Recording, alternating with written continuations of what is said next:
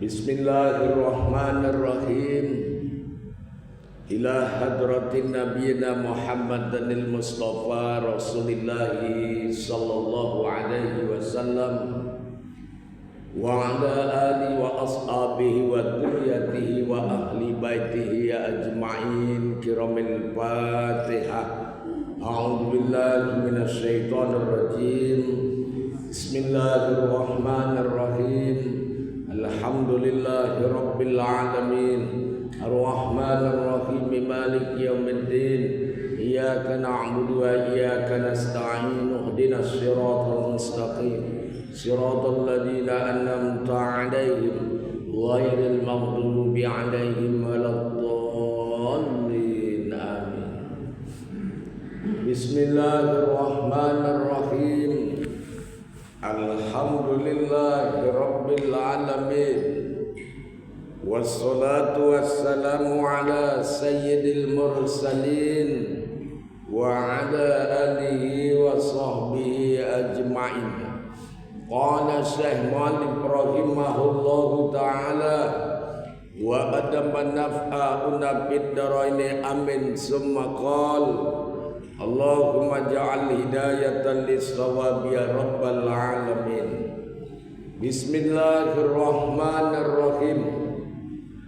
Puja syukur kehadirat Allah yang telah mencurahkan berbagai nikmat karunia kepada kita semua. Salawat berangkaikan salam keharibaan junjungan alam Sang Habibullah kekasih Allah Nabi kita Muhammad sallallahu alaihi wasallam. Semoga kita nanti di akhirat diakui sebagai umatnya serta mendapatkan syafaat dan pertolongannya. Bapak kenajiran masjid yang sama kita hormati, para bapak ibu sidang kuliah subuh, semoga kita semua yang hadir dirahmati, dimuliakan Allah. Secara hitungan kebetulan malam ini atau pagi subuh ini kita berada dalam nuansa tahun baru Islam 1 Muharram 1446 Hijriah. Oleh karenanya proses bergantinya tahun ini bukan hanya sekedar melewati hari demi hari, bulan demi bulan, bahkan tahun demi tahun, tapi terjadinya proses pergantian tahun baru Islam ini sama-sama kita jadikan barometer dalam kehidupan kita tentang apa yang akan kita buat dan kita lakukan untuk hari esok. Karena Allah menerangkan dalam Al-Quran, tepatnya surat Al-Hasr ayat 18, Ya ayyuhalladzina amanu taqullah wal tanzur nafsum ma qaddamat lighad wattaqullah innallaha khabirum bima ta'malun. Artinya, hai orang-orang yang beriman, takutlah kamu kepada Allah dan setiap diri hendaknya memperhatikan tentang apa yang akan ia buat untuk hari esok. Dan takutlah kepada Allah, sesungguhnya Allah amat teliti terhadap apa-apa yang telah kamu kerjakan. Makanya ayat Allah ini akhirnya dibahas dan muncullah ungkapan Rasulullah yang menyatakan bahwa orang yang hari ini, itu dalam hadis rawahu Hakim, orang yang hari ini bahwa dia lebih buruk dari hari kemarin, itu orang celaka. Orang yang hari ini sama kemarin sama, Itu orang yang merugi. Lalu siapa orang yang beruntung? Orang yang beruntung adalah seorang istri yang dapat suami namanya Bang Untung. Nah, ini orang yang beruntung. Orang yang beruntung, orang yang hari ini perbuatannya lebih baik dari hari kemarin. Itu makanya Umar bin Khattab mengatakan hasibu anfusakum qabla an tuhassabu. Hitunglah semua amal-amalmu sebelum kamu dihitung sama Allah. Kalau kita disuruh menghitung amal-amal kita, itu masih enak. Karena kalau ada amal kita yang salah, bisa kita perbaiki. Kalau ada amal kita yang tertinggal, bisa kita ganti. Kalau ada amal-amal kita yang kurang, bisa kita tambahi.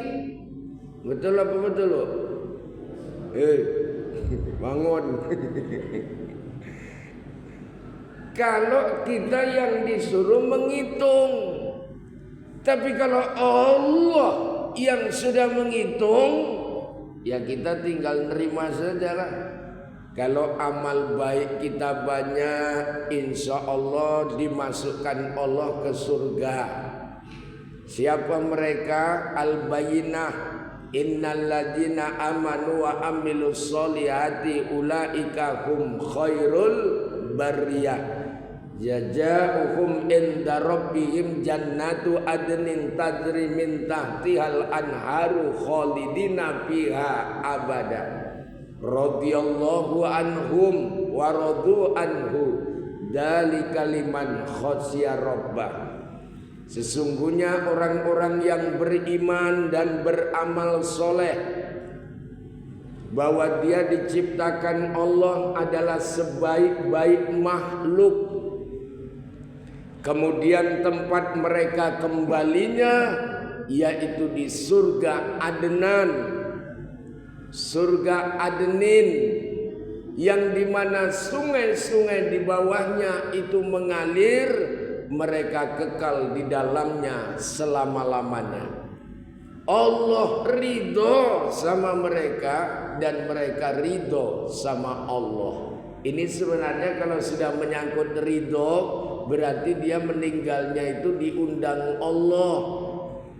Undangannya Al-Fajr 27, 28, 29. Ya ayatuhan nafsul mutmainnah, irji'i ila rabbiki radiyatan mardiyah fadkhuli fi ibadi wadkhuli jannati. Hei jiwa yang tenang, pulanglah kamu kepada Tuhanmu dengan hati yang puas, lagi diridhoinya. Masuklah kamu dalam golongan hambaku dan masuklah kamu dalam surgaku. Ini orang yang meninggal dengan la ilaha illallah. Yang dimaksud meninggal la ilaha illallah bukan berucap, tapi memang dia sudah yakinkan dan pahamkan dalam kalbunya, dalam ruhnya, dalam jiwanya, bahwa dia tidak mengilahkan ilah yang lain kecuali Allah. Jadi kalau ada istilah ungkapan hadis Nabi, lakinu mautakum la ilaha illallah, ajarilah orang yang mau mati dengan la ilaha illallah. Kita mengartikan hadis ini secara objektif. Banyak masyarakat kita, oh ini kan hadis suruh ngajari orang mau mati, sehingga orang dalam keadaan sakaratil maut itulah kita ajari la ilaha illallah. Padahal berapa banyak orang yang mau meninggal, kita menghadapinya, kita ajarkan la ilaha illallah, tak ada terdengar di telinga kita ini dia mampu mengucapkan itu. Kenapa? Karena waktu itu lidah sudah terasa keluh. Lidahnya sudah keluh. Tapi ada Pak, diajari juga, dia mengucapkan la ilaha illallah terus meninggal. Di mana? Di sinetron. Nah, di sinetron dia bisa. Orang namanya cecek. Tapi kenyataannya sulit. Walaupun itu memang cukup baguslah orang mau meninggal diajari la ilaha illallah daripada ngambil keyboard. Waktu sekaratil maut kawan tuh nyanyi malam ini malam terakhir bagi kita. Kan gak sedap ya kan. Adalah la ilaha illallah. Tapi kalau menurut saya pandangan hakikat, ajarilah orang yang mau mati dengan la ilaha illallah. Jawab, sekarang ini kita ini kan masih hidup. Kemudian suatu saat kita bakal mati. Maka mumpung masih hidup, mumpung masih sehat, mumpung kaki masih bisa melangkah ke masjid, menghadiri majelis taklim, pelajarilah la ilaha illallah itu. Bukan waktu sekarat. Apalagi yang selama hidupnya dia jarang mengucapkannya. Bagaimana pula dia bisa mengucapkan itu? Jadi mumpung masih sehat, pelajari. Pertama, belajar kalimat la ilaha illallah secara mahrajnya, secara ucapannya. Kedua, baru pelajari cara mengucapkannya, menjikirkannya. Baru setelah itu cara mendudukkan kalimat la ilaha illallah itu. La-nya di mana? Ilahnya kemana? Allahnya di mana? Nah, kalau sudah itu tertanam, inilah yang nanti meninggal sudah berkeyakinan la ilaha illallah itu. Nah, ini yang kita maksud seperti itu. Makanya kalaupun ini prosesi terjadi pergantian tahun, maknanya itu kita disuruh menghitung-hitung amal. Ya saya pikir kita menghitung amal ini nggak harus cerita banyaknya amal ini Pak. Karena kalau banyaknya amal itu sih cuman kuantitas. Tapi kita amal ini enggak banyak, sedikit, tapi amalannya berkualitas. Tahu kualitas Bu? Kuali sama tas. Kok payah-payah, asal kualinya penuh, tasnya penuh, itu udah kualitas bawahnya. Kalau dia amal kuantitas, itu cuma tertuju kepada bentuk ritual, saya selalu ngomong ini. Tapi kalau amalan itu berkualitas, sudah menyentuh pada aspek spiritual. Apa itu maksudnya? Maksudnya banyak orang beramal dalam hidupnya itu di mana amalan-amalan itu cuma hanya menyentuh pada aspek batang tubuhnya, raganya. Waktunya sholat, ya orang sholat. Nanti masuk Ramadan, ya orang puasa. Nanti masuk pula musim haji, orang ya haji. Tapi ketika kembali dari semuanya itu, kayaknya biasa-biasa saja. Ya Bu, ibu yang rajin sholat, sholatnya jalan terus, ngomongin orang main terus. Itu kan ritual namanya. Tapi kalau sudah menyentuh pada aspek dalam batin, itu namanya beramal secara spiritual. Ibu itu setelah ngaji rajin sholat, memang lain kok. Suaminya pun memang merasakan lain istrinya. Tadinya mulutnya luar biasa, sekarang ngomong gak kedengaran. Kenapa? Tenggorokannya sakit. Kalau itu bukan perubahan tingkah laku, memang penyakit. Ini yang dimaksud berubah tingkah laku kita.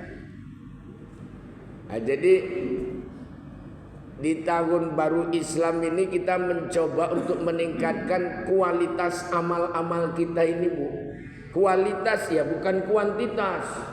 Bukan harus selama ini sholat duanya 2 ditambah 12 rakaat.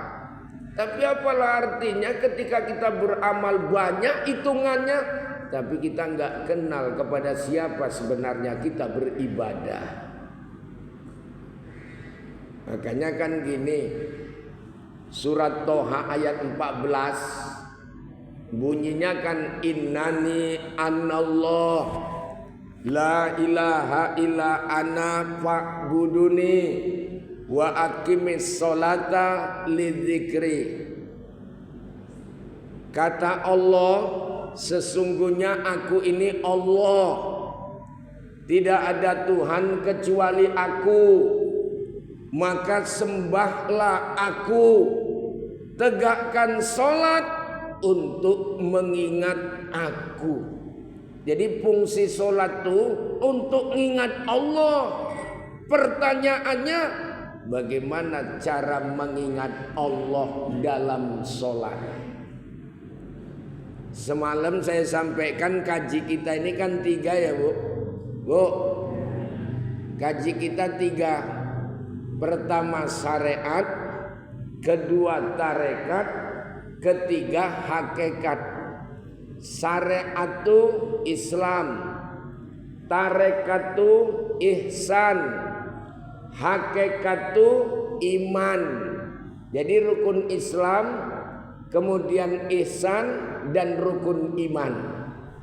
Jadi 3 itu, rukun Islam, rukun ihsan dan rukun iman.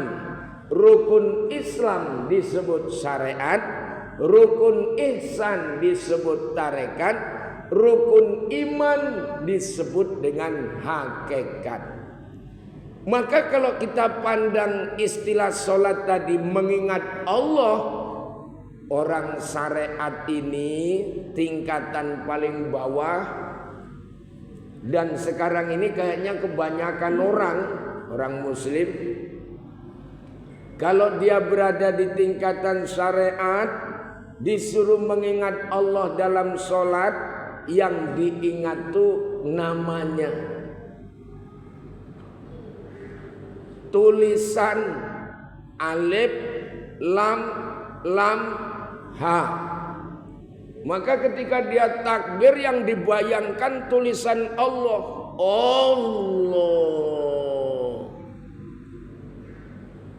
Apalagi ketika sholat itu dibayang-bayangi tulisan itu bersinar-sinar. Seolah-olah tulisan itulah Allah. Ini keliru. Mengingat Allah yang keliru bahkan bisa jatuh kepada nilai-nilai kemusyrikan. Kenapa? Karena dia duakan Allah dengan tulisan Allah. Ini orang syariat. Alhamdulillah kan di majelis ini, di Al-Ikhlas ini ngaji kita yang 3 ini udah kita kaji ya, Bu. Nah, kalau saya memang khusus nangani 2 ini. Kalau malam Rabu ngaji hakikat, kalau minggu pagi gini ngaji tasawuf tarekat. Ada yang fikih syariat mungkin Ustadz Awal, Samsudin, Muhtar Arifin masuk ya, Muhtar Arifin ya masuk ya. Imam S Arifin dah nggak ada, itu penyakit yang agak beda memang. Jadi Bu, kalau orang tarekat beda. Ketika dia sholat disuruh mengingat Allah, yang diingat bukan namanya, tapi yang diingat yang punya nama. Paham Bu? Bu, kalau ibu ingat nama saya Ngatman Ajis, itu nama saya. Yang Ngatman Ajis yang mana? Hadir. Yang ini. Maka ketika orang thariqah sholat, yang diingat bukan nama Allah, tapi yang punya nama Allah. Siapa yang punya nama Allah? Siapa? Kenali sifatnya dulu. Karena kalau kita kenal sifat, insya Allah kenal zat. Karena antara sifat dengan zat tidak bisa dipisahkan. Ibu, minumlah yang namanya teh manis itu. Ibu akan merasakan apa? Kenapa teh manis kok bisa manis? Karena ada apanya? Gulanya tuh zat, manisnya tuh sifat. Maka antara sifat dengan zat tak bisa dipisahkan. Maka kalau kita mau kenal Allah, kenali sifatnya, nanti kita akan kenal zatnya. Ibu mau merasakan pedas, beli apa? Beli cabai, jangan beli pedas. Nah, ini di pajak pasar 8, Bang, mau beli pedas. Nggak ada, opak pedas baru ada. Itu pun zaman dulu. Sekarang pun ada ya. Itu kesukaan saya itu opak pedas. Mana tahu ibu pas mau ngasih oleh-oleh saya itu aja kalau mau ngasih ya. Nah, udah. Jadi Bu, sifat zat sesuatu yang tidak bisa dipisahkan. Maka orang tarekat ketika dia sholat, dia mengingat yang punya nama karena dia tahu sifat-sifatnya, sehingga dia kenal sama yang punya nama itu. Siapa yang punya nama itu? Ya Allah. Kalau begitu, Allah itu yang seperti apa? Yang pertama, Allah itulah yang wujud. Itulah yang disebut sifat nafsiyah. Allah yang wujud. Kenali keberadaan Allah dengan yang wujud di seluruh alam ini. Karena kenyataan adanya alam ini, kenyataan termasuk diri kita, itu juga kenyataan wujudnya Allah. Ibu, Bu, kalau bahasa syariatnya gini, bahasa syariat ini, Allah Khalik, kita makhluk. Allah yang menciptakan, kita yang diciptakan. Segala sesuatu yang diciptakan pasti ada yang menciptakan. Gak mungkin ada yang dicipta, gak ada yang mencipta. Ada anak, pasti ada mama bapaknya. Betul? Secara akal. Walaupun ada juga ada anak bapak mamanya nggak ada. Ada nggak Bu? Ada. Siapa? Nabi Adam. Ada pula tuh anak, mamanya ada, bapaknya nggak ada. Siapa Bu? Nabi Isa. Nabi Isa, mamanya ada. Mamanya Nabi Isa siapa? Siti Maryam Bu. Makanya banyak anak-anak sekarang remaja nggak mau kalah sama Siti Maryam. Kan gitu ya. Nggak mau kalah pula. Nah, yang menurut logika dan akal, ada anak, ada mak bapaknya. Artinya secara syariat adanya anak karena ada dua antara ayah dan ibu itulah. Jadi sifat wujud menunjukkan sebenarnya itu adanya Allah. Jadi orang yang tingkatan tarekat tahu Tuhan yang dimaksud Tuhan yang mana? Yang wujud. Termasuk yang wujud dalam kehidupan kita. Makanya untuk mengenal Tuhan dalam ruang lingkup tarekat itu cukup kenal diri. Nggak usah kenal alam ini. Karena alam ini adalah sifatnya makro, besar. Sementara diri alam kita ini adalah mikro. Maka saya selalu gambarkan apa yang ada di alam ini juga ada di dalam diri kita. Di alam ini ada malaikat, betul. Dalam diri kita pun ada malaikat. Namanya malaikat siapa, Bu? Dalam diri kita malaikat siapa? Raqib Atid, yang tukang catat.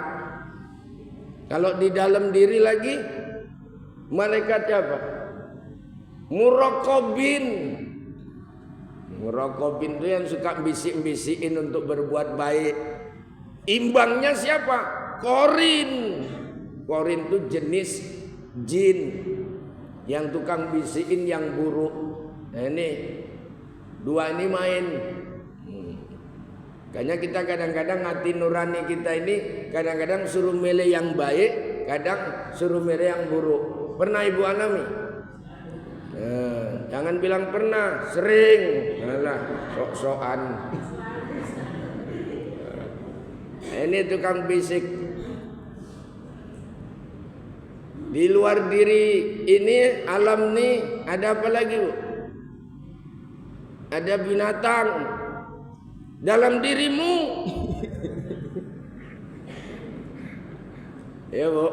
Ya ada juga. Makanya kan ada hadis Nabi itu, Bu. Ada rumah yang ia tidak dimasuki oleh malaikat. Rumah itu enggak didatangi malaikat rahmat. Sebab rumah itu ada apa, Bu? Ini saya ngomongnya pun agak nih. Ya, satu karena ada patung di rumah itu. Yang kedua, ya supaya bahasanya nggak kasar, di situ ada anjiangnya, Pak. Bahasa Padang ini kan gitu ya. Karena rumah yang ada binatang anjiangnya tadi, malaikat nggak masuk. Makanya Pak, qalbun mukmin ini baitullah.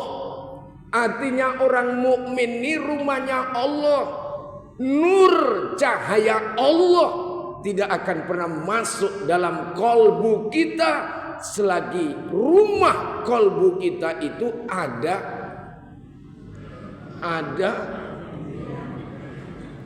itu tadi. Maka dihilangkan nih sifat tadi itu. Kalau maaf ini Pak, kalau anjing itu termasuk binatang melata atau binatang buas tuh? Binatang ternak apa binatang buas? Binatang buas. Apa kerjaan binatang anjing ini? Gonggong aja, Bu. Inilah suka gonggong. Tetangganya beli mobil, gonggong dia. Pokoknya suka gonggong. Nah, ketika kolbu ibu masih ada itu, sampai mati pun gak cahaya nur Allah itu tak akan pernah masuk. Karena kolbun mukminin itu baitullah. Hatinya orang mukmin itu rumahnya Allah. Bagaimana dia bisa masuk kalau masih ada itu? Makanya sebenarnya istilah nggak bisa masuk itu karena ada hijab-hijab tadi. Nah, jadi kita sekarang ini Bu, kenapa belum masuk ke kelas sana? Karena kita masih tingkatan toriko yang menggambarkan bahwa ketika kita mengingat Allah, yang kita ingat tuh yang punya nama, yang kita kenali melalui sifat-sifatnya saja. Kalau dalam pengertian ihsan, anta budallaha ka'annaka tarahu fa illam takun tarahu fa innahu yaraka. Kamu menyembah Allah memang merasa melihat Allah. Kalaupun kamu tak merasa melihat Allah, merasalah kamu kalau kamu itu dilihat Allah. Sekarang saya tanya, ibu sudah merasa melihat Allah? Belum. Kalau begitu merasalah bahwa ibu selalu diperhatikan Allah. Itulah tingkatan ihsan. Kalau sudah merasa diperhatiin macam mana Bu? Kalau dalam dunia manajemen itu disebut dengan controlling, pengawasan. Apalagi yang ngawasi ini kekasih kita. Gak akan mungkin kita berbuat macam-macam di hadapan kekasih kita. Itulah Allah. Nah, jadi orang tarekat ini menyembah, mengingat tuh yang diingat siapa Bu?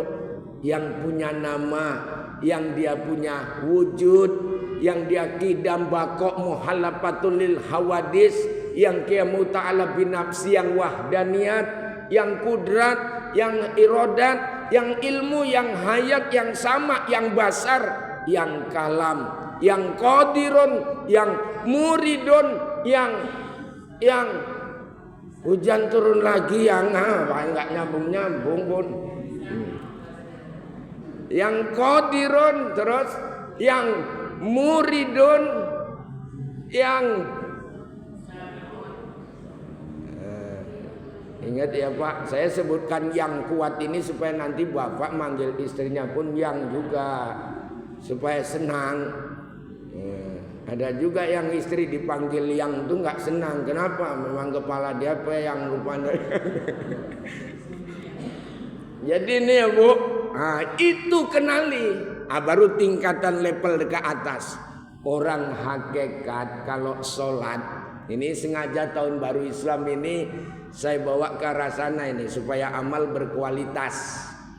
Orang hakikat kalau sholat, dia bukan lagi mengingat nama macam orang syariat. Dia bukan lagi menyembah yang punya nama, tapi dia sudah menyaksikan yang punya nama. Dalam bahasa Arab disebut dengan musyahadah, penyaksian akan keberadaan Allah. Sebenarnya kita ini semua jujur Bu, ibu sudah pernah menyaksikan Allah. Sudah pernah apa belum? Nah inilah lupa. Makanya orang selalu bertanya, Ustadz apa bedanya pil KB sama pilkada? Nah kan gitu ya. Kalau pilkada jadi lupa Pak. Kalau pil KB lupa jadi Pak. Kita ini semua sudah menyaksikan Allah dulu Pak. Di mana? Waktu dalam perut emak, usia 4 bulan 10 hari, dijelaskan di Al-A'raf 172. Cuma begitu kita sudah lahir ke dunia ini, lupa. Makanya diingatkan lagi, kamu sudah pernah menyaksikan Allah. Cuma ingat Bu, menyaksikan yang dimaksud bukan saya menyaksikan ibu. Seperti ini nengok. Bukan yang dimaksud menyaksikan ibu itu nengok saya. Bukan. Menyaksikannya dengan rasa. Dengan rasa. Merasa dekat dengan Allah. Merasa menyaksikan Allah. Bagaimana istilah merasa menyaksikan Allah? Contoh, apa yang ibu, bapak rasakan ketika kita berada di ruangan masjid ini? Sekarang ini, rasa panaskah atau rasa dingin? Ibu menjawab rasa dingin. Berarti rasa itu sudah main. Ibu sudah merasakan dingin. Kenapa ada terasa dingin? Ada AC. Loh, AC itu apa kok bisa jadi dingin? Apa rupanya yang dikeluarkan dalam AC? Dari AC itu apa yang dikeluarkan, Bu? Apa, Bu? Udara. Yang dikeluarkan itu udara. Saya tanya, kelihatan nggak udaranya? Enggak. Dinginnya dirasakan nggak? Itulah gambaran yang saya maksud, menyaksikan akan keberadaan Allah. Dia disaksikan dalam konteks yang sifatnya dengan merasa, bukan dengan nengok macam saksi nikah. Paham ya, Bu?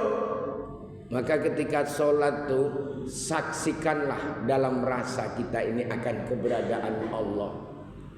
Cuma saya yang sudah dapat rasa dengan ibu yang belum dapat, jujur saya nggak bisa nyeritain. Kalaupun ibu nanti mendapatkan rasa ini, rasa merasa melihat Allah, ibu itu juga nggak bisa menceritakan sama yang lain. Seperti halnya rasa teh manis yang saya minum. Bismillahirrahmanirrahim. Tanyalah ibu kepada saya, bagaimana teh manis ini? Saya akan menyebut manis. Terus ibu nanya lagi, manisnya seperti apa? Ya manis. Ya manisnya itu seperti apa? Kayak mana ceritanya? Ya tetap dijawab muter-muter kayak sarung. Tapi terakhir punya kesimpulan saya sendiri. Saya cuma hanya bisa merasakan, tapi tidak bisa menceritakannya. Paham ya, Bu? Paham, Bu? Itulah pengalaman spiritual. Gak bisa diceritain. Justru kalau dia cerita bohong tuh. Kalau dia cerita bohong tuh, karena gak bisa diceritain. Pengalaman di alam malakut, cerita pula dia. Pengalaman sampai Jabarut, cerita. Itu gak bener kalau dia cerita. Karena apa? Karena itu cerita rasa yang cuma hanya bisa dirasakan dan tidak bisa untuk diceritakan. Jadi kalau bisa, Bu, tingkatan kita itu terus yang arah ke sana dengan proses pergantian tahun. Karena usia makin bertambah. Karena usia makin bertambah, jatah hidup makin kurang. Kalau Nabi umur berapa meninggal? 63. Aku sekarang 54. Ke 63 berapa tahun? 9 tahun lagi. 9 tahun lagi. Si bisalah caleg lagi. Astagfirullahaladzim. Itulah dia. Hobinya itu. Ya kan, Bu? 9 tahun. Ah, Bapak Ibu yang 60. Berapa tahun lagi? 3 tahun. Sadar. Apa? Enggak, Pak, kalau 63 lumayan, berarti dia udah dapat bonus. Ini yang 62 11 bulan. Sebulan lagi. Apa yang sudah dipersiapkan? Sudahkah la ilaha illallah itu betul tertanam supaya mati selamat? Orang yang mati itu harus tahu jalan. Orang yang mati itu harus ada kendaraan. Orang yang mau mati itu juga harus mempersiapkan kemana tempat yang tuju. Nah, itu ada 3 itu, Bu, supaya mati selamat. Pertama, tempat yang mau dituju kemana. Kalau enggak, nasib ibu nanti macam Ayu Ting Ting. kesasar, alamat palsu. Karena yang dituju nggak tahu. Satu, yang kedua, tahu rute jalan yang mau dilewati nanti kalau mau mati kemana-mana ini alamnya. Harus tahu, kalau enggak dijebak sama orang sebelah. Orang sebelah siapa, Bu? Orang sebelah dulu namanya Ajajil. Ajajil itu bendaharawan surga dari bangsa jin. Bahkan Ajajil itu guru malaikat. Kok bisa keluar dari surga ya? Gara-gara dia disuruh Allah suruh hormat sama Nabi Adam, dia nggak mau. Karena nggak mau, jadilah dia iblis. Karena iblis dikeluarkan dari surga, palak dia. Iblis pun melahirkan anak namanya setan. Akhirnya setan ini membalas dendamkan daripada iblis ayah-ayahnya itu, emaknya itu, dengan sampai saat sekarang ini mendendam kepada manusia. Itu dia, Bu. Nah, jadi yang seperti ini perlu kita pahamkan. Baru kendaraan kita nanti mau mati apa? Ambulan, bukan. Itu kendaraan jasad. Yang mati itu kemana? Roh jiwa itu naik apa? Nah, harus pakai kendaraan. Nama kendaraannya tahu? La ilaha illallah. Makanya kalimat la ilaha illallah itu kita harus tahu cara makainya, cara mendudukkannya, dan cara untuk mengamalkannya. Oke, thank you very much. Terima kasih banyak. Ini saja kaji di subuh ini. Insyaallah momentum tahun baru Islam, bertambah umur, gak usah pun bertambah amal, tapi berkualitas amal itu. Amal yang tujuannya ilahi, anta maksudi waridoka matlubi. Kaulah yang ku maksud dan cuma cintamu yang aku maksud. Kita tutup sehubungan karena sebentar lagi kita akan menuju ke lokasi perapat. Ya, Bu, insyaallah kita tutup. Rombongan Ustaz sendiri-sendiri. Ya, kita doa. A'udzubillahi minasyaitonirrajim. Bismillahirrahmanirrahim. Alhamdulillahirabbil alamin. Wassalatu wassalamu sayyidil mursalin wa ala alihi washabbihi ajmain. Allahumma a'inna ala dzikrika wa syukrika wa husni ibadatik. Allahumma arinal haqqa haqqan warzuqna tiba'ah wa arinal batila batila warzuqna tinabah. Allahumma ja'al jam'ana hada jam'a marhuma wa tafarruqana min ba'dihi tafarruqan maqsuma. Rabbana atina fid dunya hasanah wa fil akhirati hasanah wa qina adzabannar. Wa sallallahu alaihi walhamdulillahi rabbil alamin. Taqabbalallahu minkum.